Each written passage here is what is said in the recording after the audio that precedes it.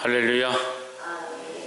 오늘 아침에 이 거룩한 하나님의 말씀을 우리가 함께 보게 된 것이 축복이고, 이 말씀을 따라서 오늘 또한 살아갈 때 거룩한 축복이 있고, 이 하나님의 말씀이 살아서 우리 안에 운동하고 이 약속의 말씀이 우리의 삶에 큰 힘이 되는 줄 믿습니다. 아모스 말씀은 이제 아모스 기자를 통해서 마지막 9장에서 마무리가 됩니다. 이 아모스 말씀을 마감할 때에 하나님께서는 처음부터 여전히 이스라엘을 사랑하시고 그 이스라엘을 회복하게 원하신다는 마음을 계속 우리에게 일러주시고 있습니다.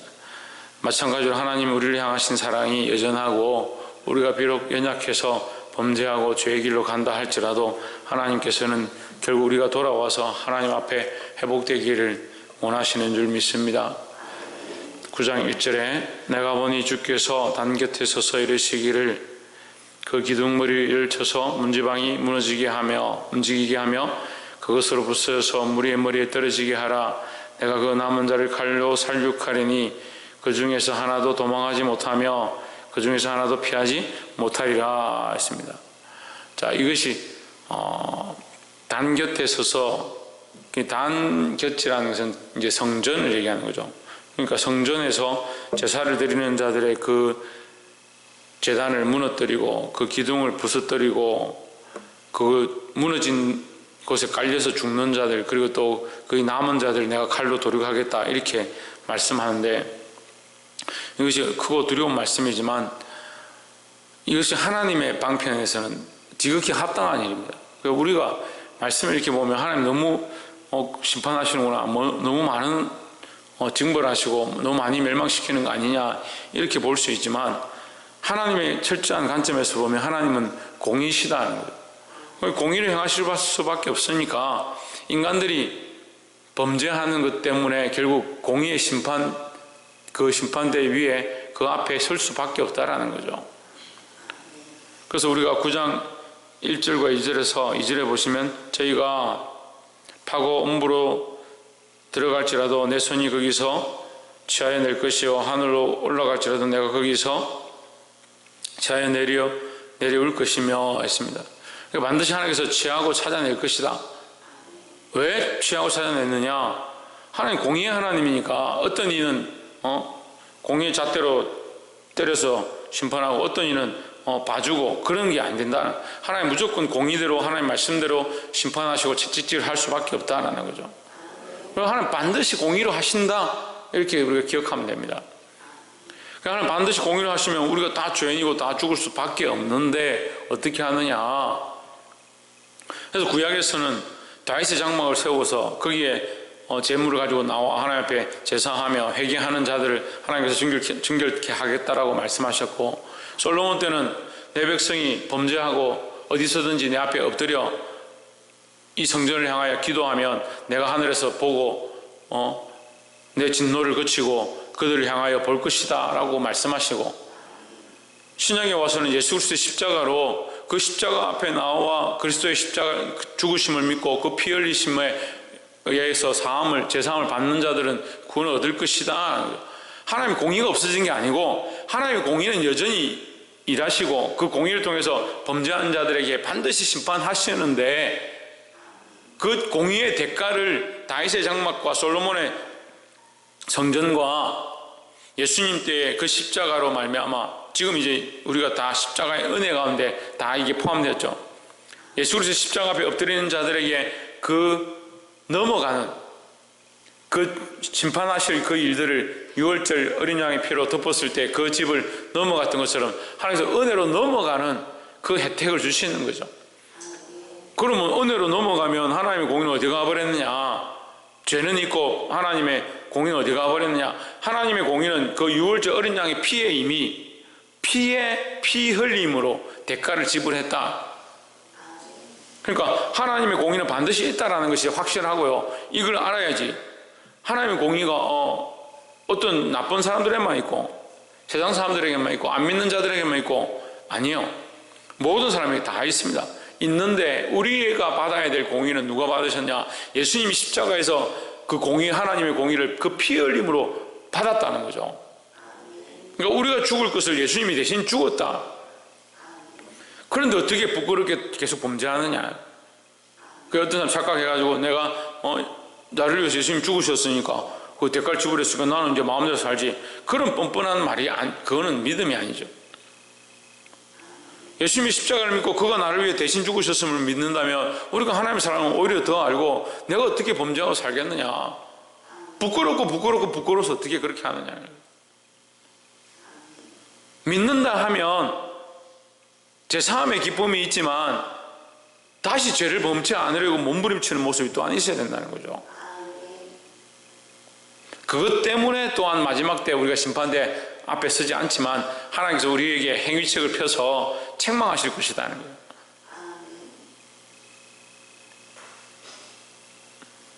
그래서 우리 9장 1절과 2절 3절 이렇게 보면 하나님께서 하늘에 올라갈지라도 음부에 내려갈지라도 바다 밑에 숨어도 어딜 가도 하나님 계속 거기 계신다. 그들 반드시 찾아내서 어떻게 한다? 징벌하신다. 이것이 하나님의 공의다라는 거죠. 하나님의 공의가 있기 때문에, 공의가 빛나기 때문에 하나님의 사랑이 빛나는 거예요. 예? 하나님의 사랑이 있기 때문에 하나님의 공의가 또 빛나는 거고요. 하나님 반드시 모든 것을 공의로 행하시는 하나님이신 줄 믿으시길 바랍니다.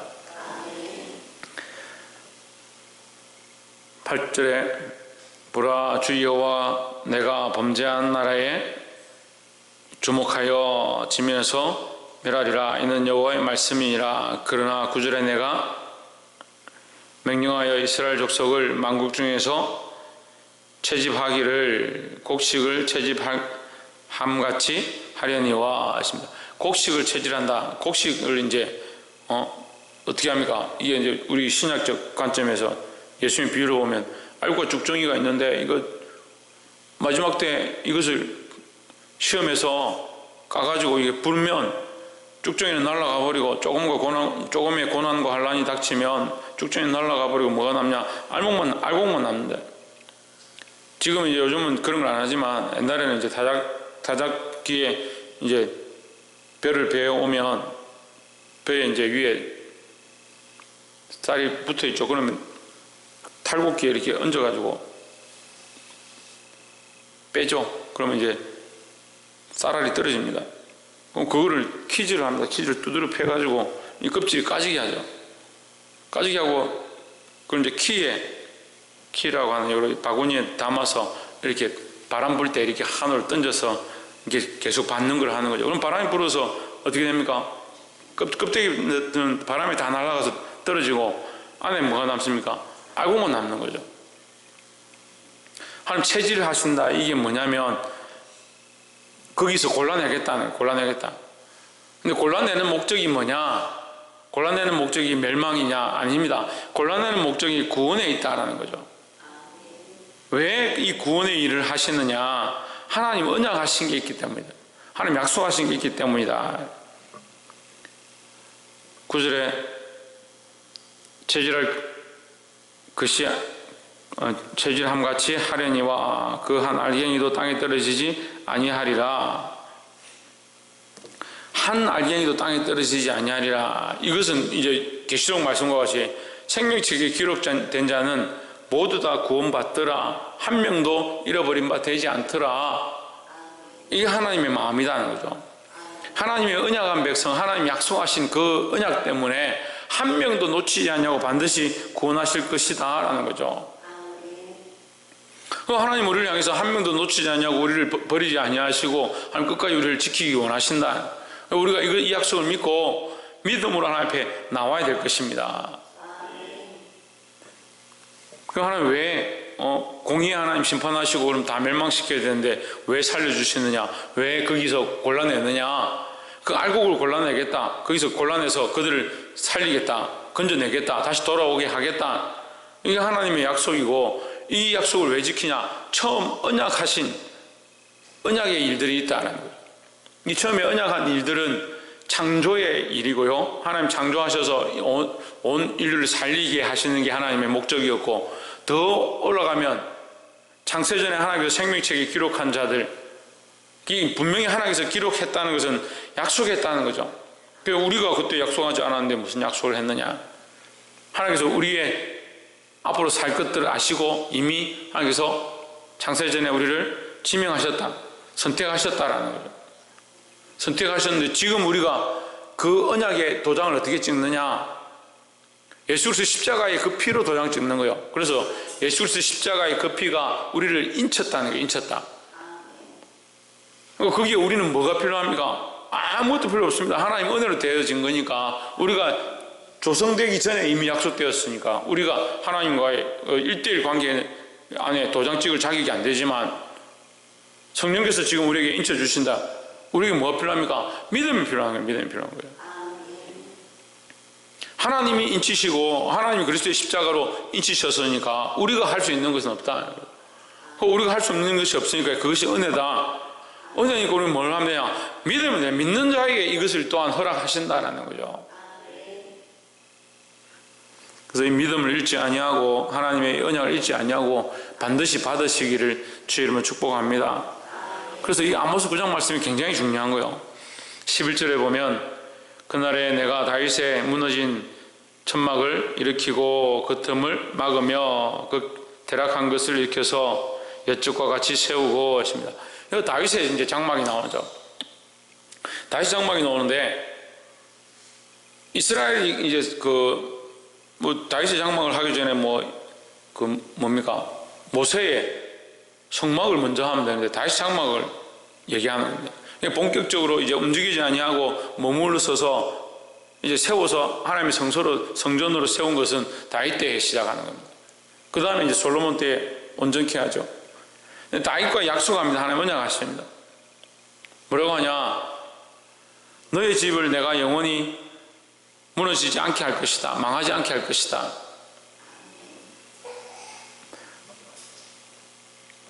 너와 언약을 세우고 너의 집을 내가 지킬 것이다. 이렇게 약속해 주는 겁니다.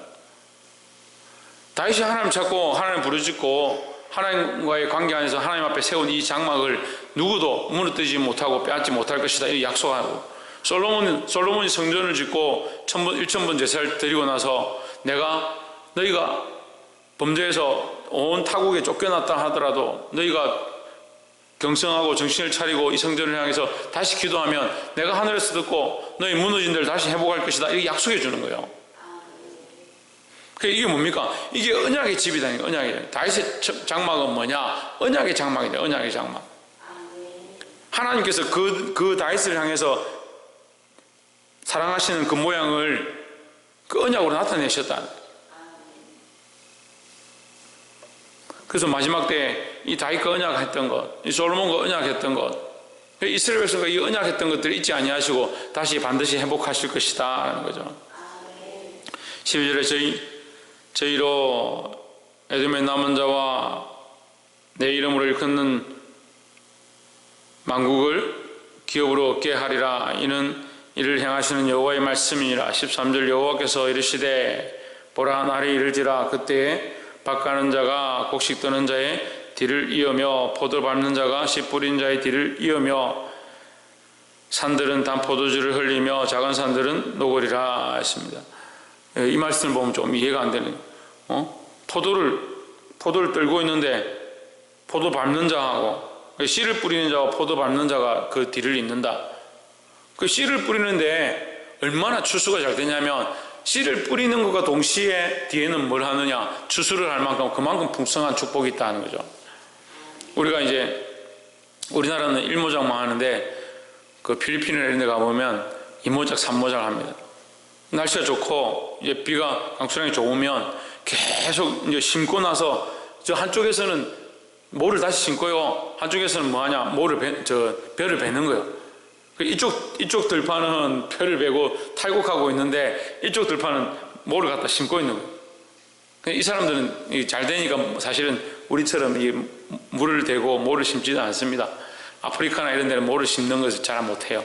우리나라는 모를 이게 개량해가지고 조금 키워서 모판을 가지고 와서 심으니까 이 곡식이 잘 되고, 안에 이제 영양가가 좋은 그런 쌀들이 나오는데, 거기는 어떻게 하면 그냥 곡식을 막 뿌리는 거예요. 씨를 막 뿌리는 거예요. 그런데도 이게 옆에서 물 대고 뿌리고 있고 옆에서는 농사를 거두고 있을 만큼 그만큼 잘 된다. 그래서 지금 이 말씀이 그런 거예요. 얼마나 풍성하게 하나님 축복하시냐, 얼마나 풍성하게 회복하시냐. 너희가 씨를 뿌리자마자 포도를 거두는, 곡식을 심자마자 그 곡식을 거두는 그런 축복을 주시겠다 약속하시는 거예요. 그러니까 이거 배고픔이 없죠, 목마름이 없죠, 가라는 게 없죠, 부족한 게 없는 거죠. 이 회복은 우리가 하나님 나라에 대한 회복이에요. 지금 우리가 이 땅에서는 배고프기도 하고 가라기도 하고 힘들기도 하고 몸에 고통이 있기도 하고 괴로움이 있지만 하나님 나라에는 그런 게 없다라는 거죠. 그만큼 하나님 우리에게 풍성하게 채워주시고 회복해 하실 것이다 라는 겁니다. 15절에 내가 저희를 그 본토에 심으리니 했습니다. 그리고 하나님께서는 이 다윗의 언약 가운데 이 사무엘상 7장에 보면 이 다윗의 언약에 대해서 얘기하는데 심는다는 말씀을 반드시 거기 있습니다. 그 본문에 하나님께서 다윗에게 내가 너를 여기에 심겠다, 심고 뽑지 아니할 것이다, 뽑은 것처럼 보이고 고난당하는 것처럼 보이고 타국에 끌려간 것처럼 보이지만 예레미야 말씀에도 뭐랍니까? 거루투기를 남겨두겠다. 거루투기를 남겨놔서 멸망하지 않게 할 것이다. 거루투기를 남겼다는 말은 다시 자라게 하신다는 거예요. 그럼 왜 남겨두시냐? 하나님의 그 언약과 하나님의 그 사랑으로 남겨두신다는 거죠. 그러니까 내가 저희를 그 본토에 심으리니 저희가 나의 준 땅에서 다시 뽑히지 아니하리라 했습니다. 하나님께서 심으셨는데 뽑을 자가 없다는 거예요. 말씀을 맺겠습니다. 하나님께서 이 아모스 말씀을 통해서 마지막 말씀을 종결하면서 회복과 다시 일으키는 소망에 대해서 말씀하십니다. 이 회복하고 다시 일으키는 것은 부흥을 얘기하는 거죠. 그러니까 우리도 하나님께서 회복해 하시고 더 온전케 하실 줄 믿습니다. 지금 이 땅에서 우리 교회를 또한 온전케 하시고 또한 우리 믿음을 다시 회복해 하시고 또한 하나님 나라에 반드시 그 언약으로 심으셨으니까 뽑지 못할 것이다. 사망이 뽑지 못하고 사단이 우리를 뽑지 못할 것이다. 그 믿음을 가지고 살아야 된다는 거죠. 그러니까 우리의 시각과 소망은 이 땅에 있는 것이 아니라 하나님 나라에 있는 것이다.